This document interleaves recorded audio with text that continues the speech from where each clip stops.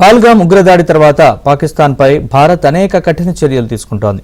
అందులో భాగంగా పాక్ మాజీ ప్రధాని ఇమ్రాన్ ఖాన్, విదేశాంగ శాఖ మాజీ మంత్రి, పాక్ పీపుల్స్ పార్టీ చీఫ్ బిలావల్ భుట్టోల ఎక్స్ ఖాతాలను భారత్లో నిలిపివేసింది. పహల్గామ్ ఉగ్రదాడి తర్వాత జమ్మూ కశ్మీర్పై వారు తప్పుడు సమాచారాన్ని వ్యాప్తి చేస్తున్నారన్న కారణంతో కేంద్రం ఈ నిర్ణయం తీసుకుంది. మరోవైపు ఇటీవల పాకిస్తాన్ కేంద్రంగా నిర్వహిస్తున్న పలు యూట్యూబ్ ఛానళ్లు, న్యూస్, ఎంటర్టైన్మెంట్ మీడియాకు చెందిన 16 ఛానళ్లను కూడా బ్యాన్ చేసింది.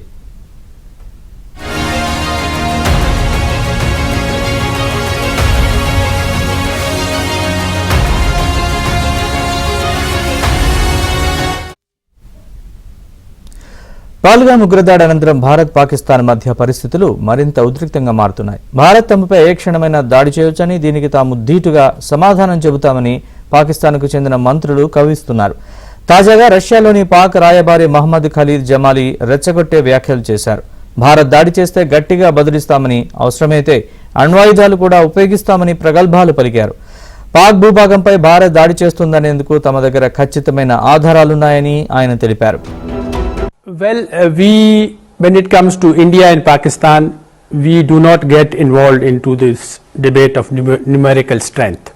We in Pakistan will use the full spectrum of power, both conventional and nuclear. And I'll stop. ఇప్పటికే పాక్ మంత్రి హనీఫ్ అబ్బాసీ కూడా అణ్వాయుధాలతో దాడి చేస్తామని బెదిరింపులకు దిగారు. సింధు జలాల ఒప్పందాన్ని భారత్ రద్దు చేస్తే యుద్ధం తప్పదని ఆయన హెచ్చరించారు. మరో పాక్ మంత్రి అతుల్లా తరార్ 24 నుంచి 36 గంటల్లో భారత్ దాడి చేయొచ్చని 2 రోజుల క్రితం వ్యాఖ్యానించారు. ఈ నేపథ్యంలో ప్రధాని నరేంద్ర మోదీ భారత సైన్యానికి పూర్తి స్వేచ్ఛ ఇచ్చారు.